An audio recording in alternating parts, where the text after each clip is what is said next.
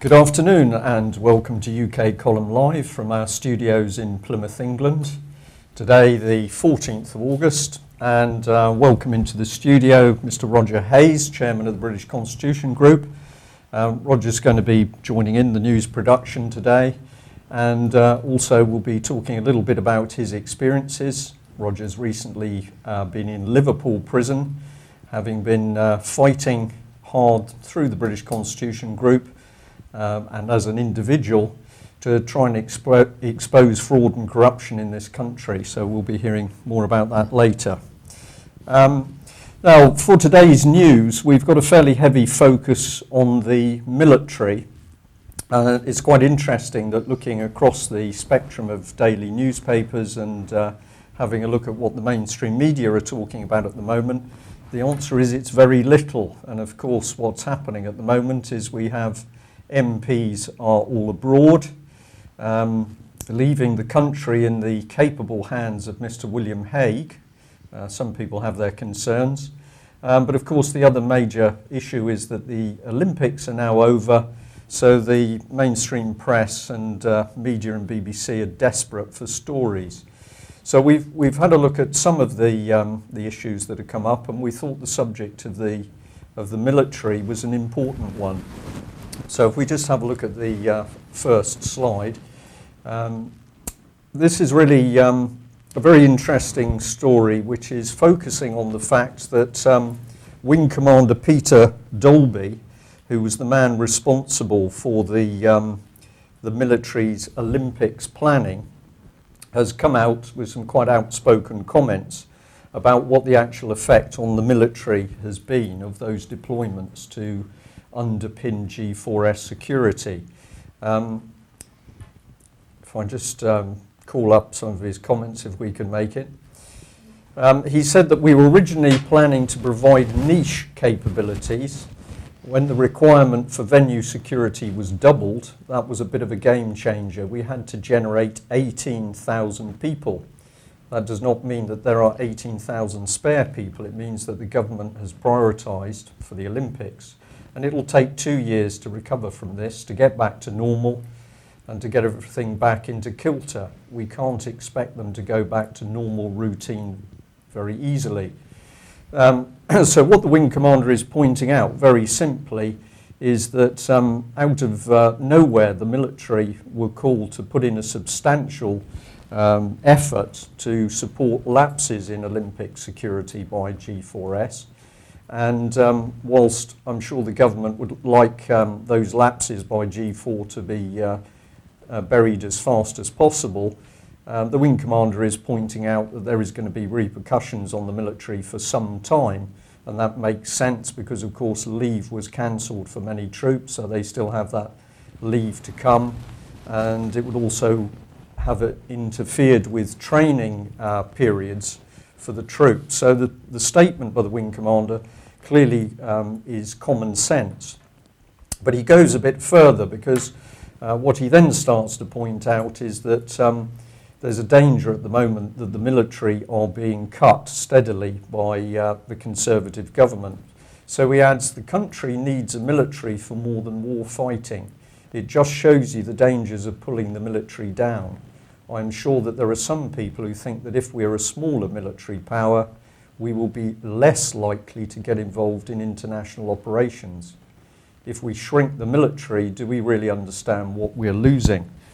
Now, these comments seem to me to be very significant because although at the moment senior officers in all three services seem remarkably shy of speaking out against major cuts for the Army, the Navy and the Air Force, what is happening is a steady attack on the size and capability of the military.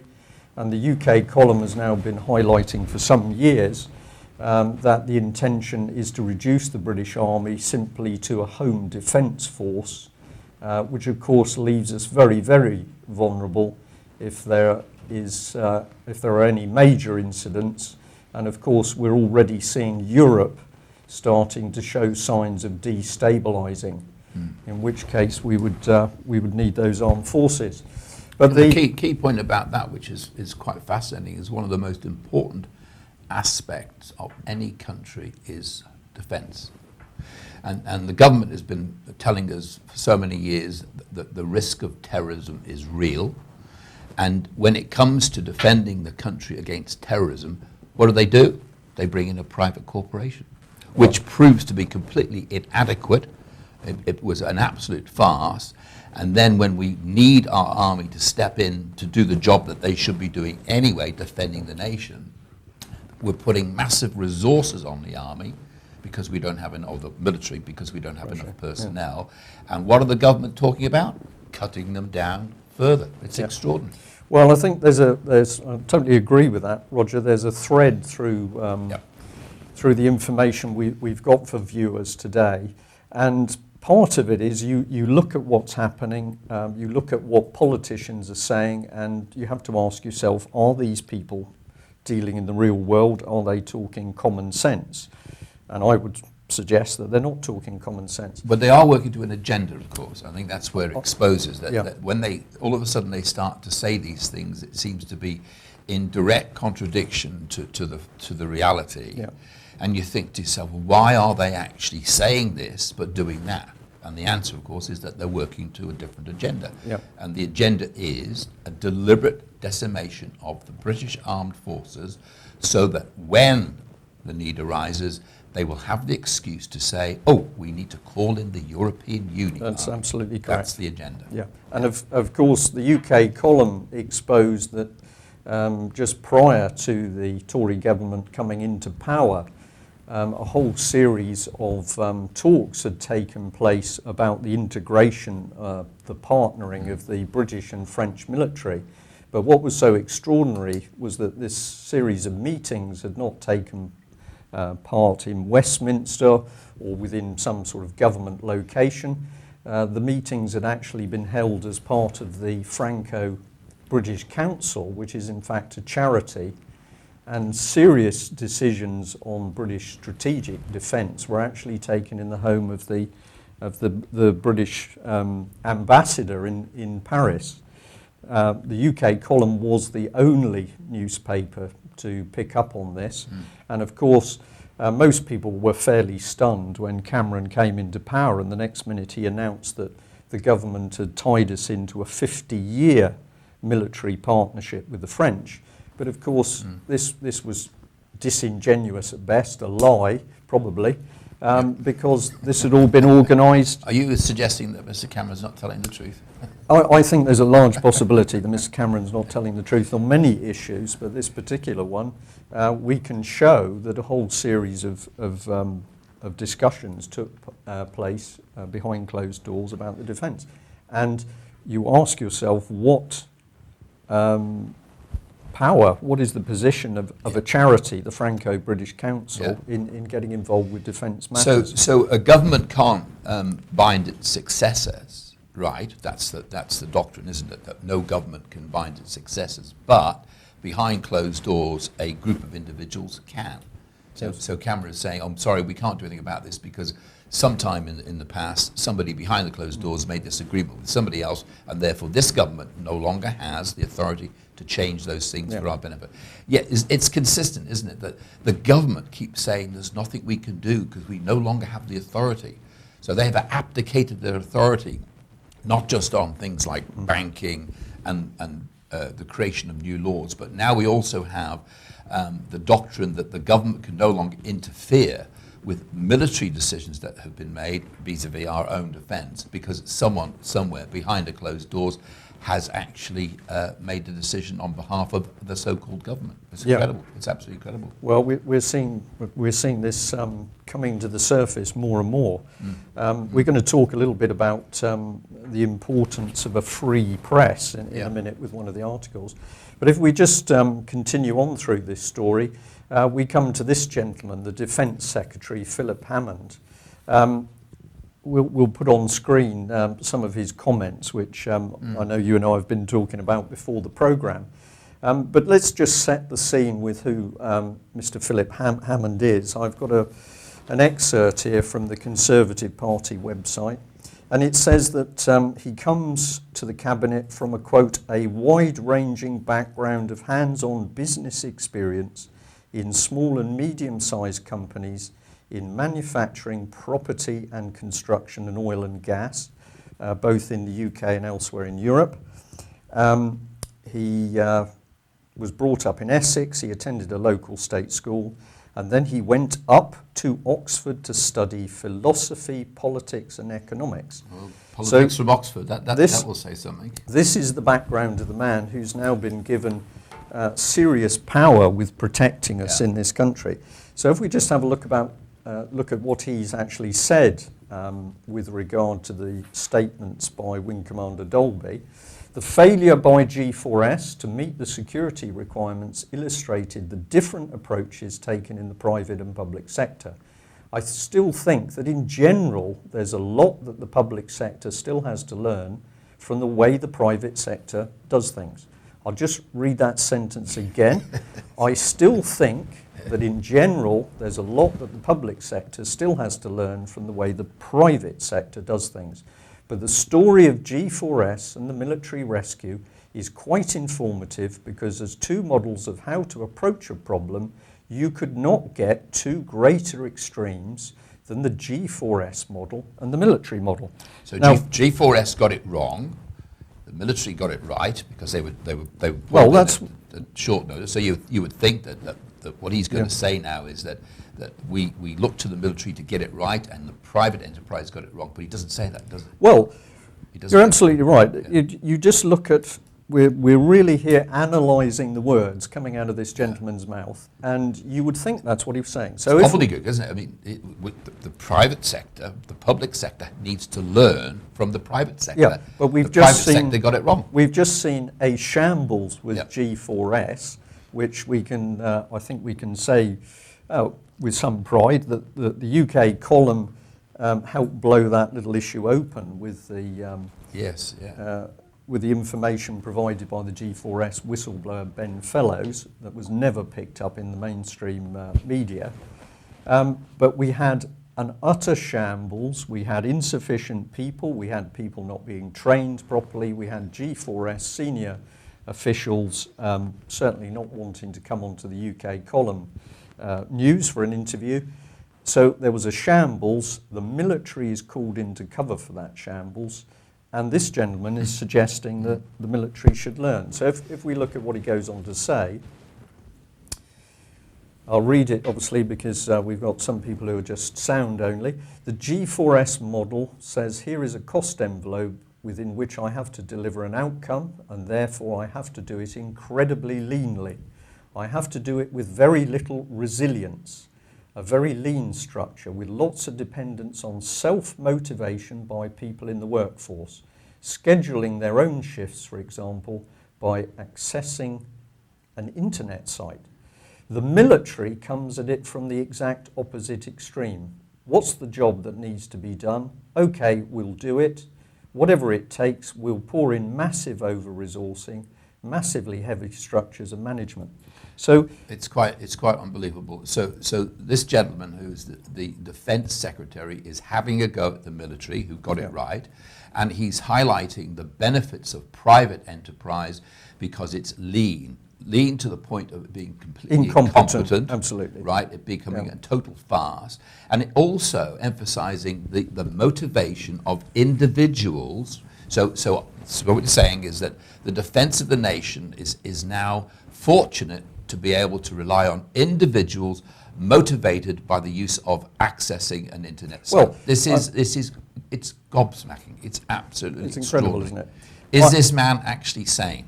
Does this man actually have a mental health problem? Well, because he's contradicting himself there. Well, I just look at it from my own military background.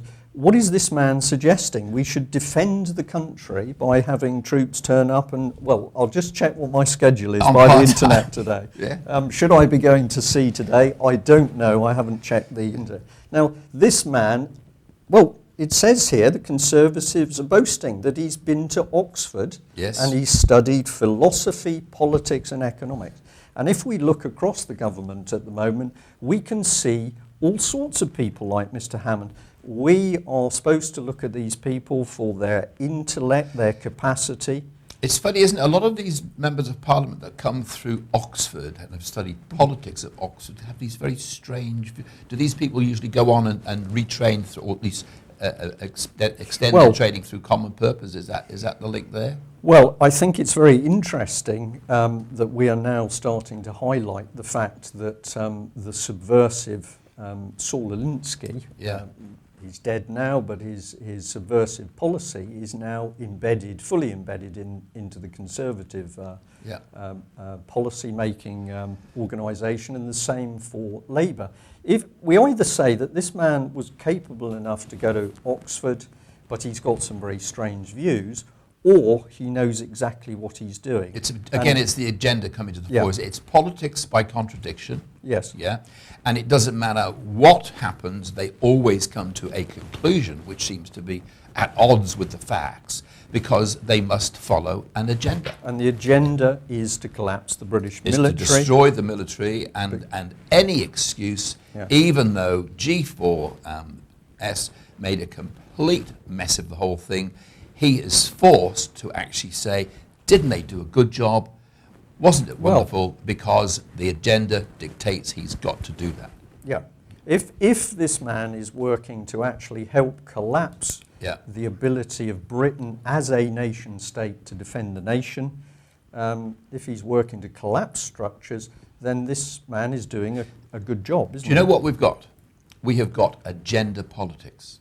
Right. It's funny because we know now that when these people are in opposition, they say one thing, and when they actually get into office, get into power, as they call it, they get into power. They're supposed to be elected into office, but they like to suggest they're in power. But when they do get into office, they actually all of a sudden forget about what they were previously suggesting was wrong, and they continue with the same agenda. Doesn't matter what colour you are, red, blue or yellow, the agenda remains the same. Politics by agenda. Absolutely. Now, I know you've got some detail on that. If we just run through it, we're keeping an eye on the time. This is what the Ministry of Defence had to say on this. And of course, as always, it's not a real person who speaks, it's an anonymous person. Yes. So an anonymous Ministry of Defence spokesman said, the defence contribution to the Olympics was always planned to avoid an impact on current operations. So while some individual training and leave may need to be rescheduled, this will be managed and will not impact on operations, including the ongoing mission in Afghanistan. Now, this spokesman is either misinformed or, in my opinion, he is also lying because, of course, the wing commander has already stated that, yes, they were originally set up as to what coverage they had. It was planned, but along comes the G4S shambles and the military is pulled into cover. So once again, we've got this smokescreen from the public sector. Who is the spokesman who's making this I think this disingenuous comment? I think it's a very important point that you raise, that we're talking about the Ministry of Defence. One sort of almost assumes that we have got military people who are talking on behalf of the Ministry of Defence, but of course that's not what's going on.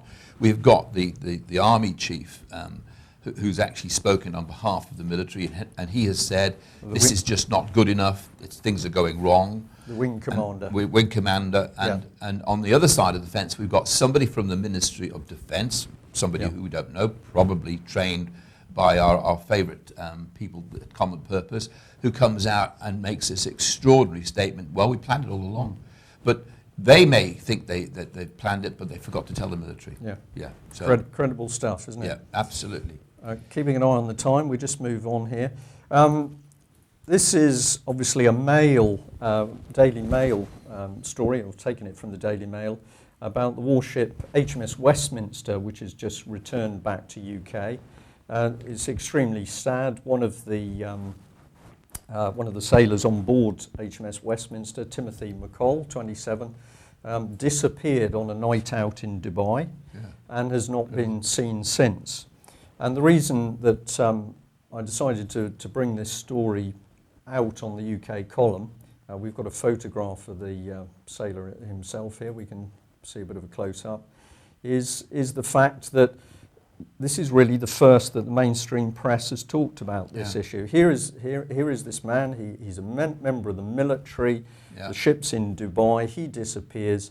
And what have we seen on mainstream television about this? Nothing. Nothing. Yeah. So when people disappear with pirates, or we have children disappearing, we have a major hullabaloo all over the media, and I would say quite rightly so. But here is this military man who's disappeared under extremely strange circumstances out in Dubai, and we are not really seeing any action at the moment by the Ministry of Defence or politicians. Yeah. And one has to ask, well, you have to ask yourself as to whether at the moment there is an agenda to actually suppress the military. Philip Hammond, as we just seen, is attacking them. Yeah. They've done a great job at the Olympics, and what is he doing attacking them? And here is this unfortunate, very unfortunate incident of this young sailor just disappearing in Dubai. What is the British government doing about it? Yeah, our sympathy has to go to the family. This is a father of two, and the press have covered the Olympics, and the family must be distraught, because the one thing they want people to know about is the fact that their husband and father is missing, and no cover whatsoever. It's appalling. Sorry, we'll watch that story to see how that develops. And with change of subject here. Also, the Mail. Well done for the Mail for actually bringing this up. Wrong for the wrong reasons, in my opinion. But basically, the Mail is pointing out that terminally ill children are being tortured by parents who are interfering with treatment or coming up and hoping for divine intervention. So the whole of the Mail article is actually attacking parents with religious beliefs because it accuses them of torturing their children by virtue of the fact that they've got religious and spiritual beliefs. And when I saw this, I was immediately remembered a case here in Plymouth where we still can't report the name of the mother and father or the names of the children, but essentially a baby was taken away from a young couple after they actually refused to have that baby treated in Derriford Hospital. The hospital was trying to say that the baby had cancer. Mum was adamant that wasn't the case. And on the basis that the mother did not want the treatment proposed, the child was taken away from her. Subsequently, she was proved to be absolutely correct, and that the baby did not have the illness as diagnosed by the hospital. The child was never given back. So behind the scenes, we've got children being taken away from parents, and now we're seeing, in my opinion, the attack, yet another attack on people with spiritual beliefs. Doesn't matter whether they're Christian or Muslim, whatever, but if you dare to say that your religious beliefs make an impact on your decision making for the children, you're a torturer. Yeah.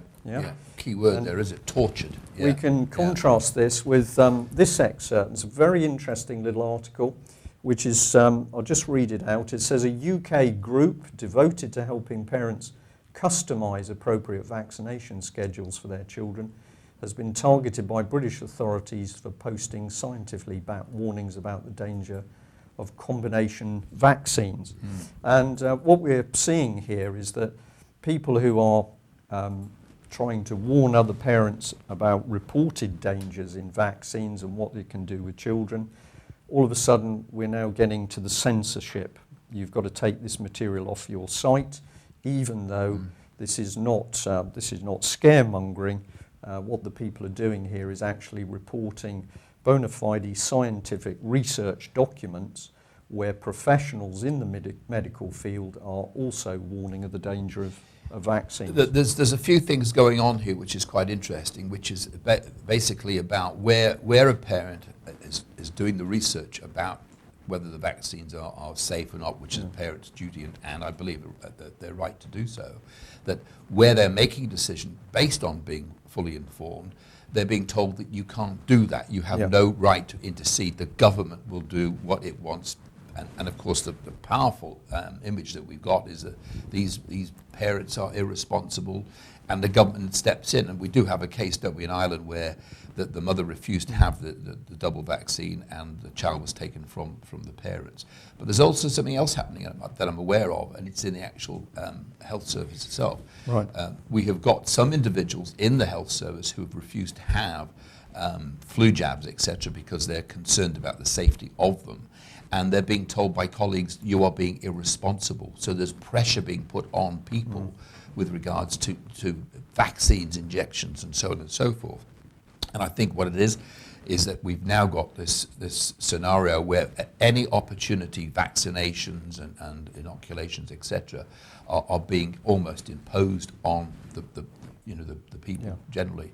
And I'm just concerned that it's a very worrying development here. Your whole background and the reason that you're down again with us for this week is because of the concerns that you've got over what you're seeing happening in the country and the state and the government beginning to dictate to people. What's your comment? Okay, I mean, my concern is what's going on in the courts, because I believe that what we now have is which courts are now being used as a tool of oppression. Whereas that unless you're engaged in the courts, you're sort of going about your daily life, you're just assuming that the courts are there delivering justice. They're not. They're being used as a tool of oppression. And in my case, of course, I have gone into the courts and I've been talking the rule of law, and I've been hit with a wall of denial by the courts. And in fact, what we're dealing with is the rule of force. And it's extraordinary. What has happened to me is just, it does beg a belief. I have had one particular judge, so-called. I've had conversations with him about whether we have a common law court. And he said, yes, this is a common law court. I said, well, that's fantastic. That means that I can cross-examine witnesses who are in there giving evidence against me vis-a-vis council tax, at which point the judge says, no, you can't cross-examine the witness. I'm saying, well, this is not a common law court then. And at that point, the judge has asked the policeman to escort me out of the court, and at that point, that judge, with nobody representing me, has actually made a decision that the council tax was duly payable, no representation, no opportunity to cross-examine witnesses, no opportunity to look at evidence, and that is consistent in these courts now. Yeah. So what we have seen is the fact we've now got administrative hearings taking place, and in fact, I've been doing a bit of research, and it actually comes from 1966. It comes from the practice statement that's been decided with regards to the House of Lords. The House of Lords have decided that they no longer want common law in this country. Why did they do that in 1966? Something must have been happening or coming up, and of course what was happening or what was coming up was the European Communities Act, 1972. And eventually 1973. So they were preparing to close down common law courts. So here we are in 2012. We have got absolutely, without a question, our common law courts have been closed down, contrary to the Constitution and the rule of law. We have got administrative hearings in place, which are star chamber courts, and we have individual judges who are making decisions not on the rule of law, but on the basis of keeping control. So if you go in and you are prepared to stand up for your rights, for what you believe, and defend on the basis of the rule of law, the judges will have you thrown out of the court. That's right, absolutely. And Roger will be joining us on Thursday for the 2 o'clock till 2 till 4 UK column live, and we're going to be looking into some of these issues in more detail and obviously hearing more of your story. I'll just cut back across to the picture we've got of Mr. Tim Yeo. The reason I'll bring this one up now is that here we've got a gentleman who is being flagged up at the moment for a conflict of interest. Another one? Yes. Well, yeah. Well, what I'm getting at here is there appears to be two laws in this country. There is the law for ordinary people who may be so desperate that they steal something or they haven't got enough government support to look after their families. And then we have another law for the politicians. We've already seen this over fiddling. But here's Mr. Tim Yeo. And the Daily Mail is pointing out that MPs are plotting to overthrow the Conservative chairman of the Energy and Climate Change Committee because of his links to the green power industry. And what the article is pointing out is that he's raking in almost £140,000 a year from the industry which he's sitting as chairman of. Yeah, so they gently say in the article, well, perhaps there's a conflict of interest. And then the MPs say how difficult it is to get rid of him. To get rid of him. Yeah. But again, something's wrong, isn't it? Well, Something yeah, is and wrong again, in the country. what you see is clear evidence of the agenda, you know. Yeah. So they put him in place, chairman of a committee, impossible to get rid of him. He's there to if you like, to impose an agenda. Yeah. Where's the agenda coming from? He represents the industry, so the whole system is once again, is consistent, isn't it? We're talking Politics. corruption. We're talking about corruption, yeah. Now, I've got another slide. We're just watching. We're going to overrun very slightly. But we've got a picture here of the pathologist, Dr. Freddie Patel, who's been heavily criticised over his findings in the Ian Tomlinson case, the gentleman who unfortunately died in the G20 demonstrations. And here we've got a man who, once again, who's looking into this? It's just the General Medical Council. We've seen case after case after case of so-called professionals. We've recently had the psychiatrists making judgments on families. They'd never met the parents concerned. But what happens? They get a slap on the wrist. But you didn't get a slap on the wrist. But these people. These are judgments by opinion, not judgments by law, and it's a very, very dangerous thing that's happening. This is going on in the courts all the time. That people are actually going in. We've now got hearsay being used in the courts. We've now got opinions being used to come to conclusions that people are guilty. People are in prison because of someone's opinion, not because of a law, but because of an opinion. That is scary stuff. And that is the stuff of the, if you like, the police state. But and we are seeing the Ministry of Justice employing policy officers to actually reply to letters. So when you think you're going to have a serious discussion about law within the, the Ministry of Justice, you're going to get a reply from a policy officer. Yeah, who invariably will say, I can't comment. Absolutely. Well, on that slightly unhappy note, we'll have to leave it there for our news programme today. But as I say, if you're interested in hearing more about Roger Hayes' work with the British Constitution Group, and in particular the shocking ordeal that he endured, which resulted in being imprisoned for trying to stand up for truth and common law, please join us on Thursday at 2 o'clock. So goodbye from me and goodbye from Roger.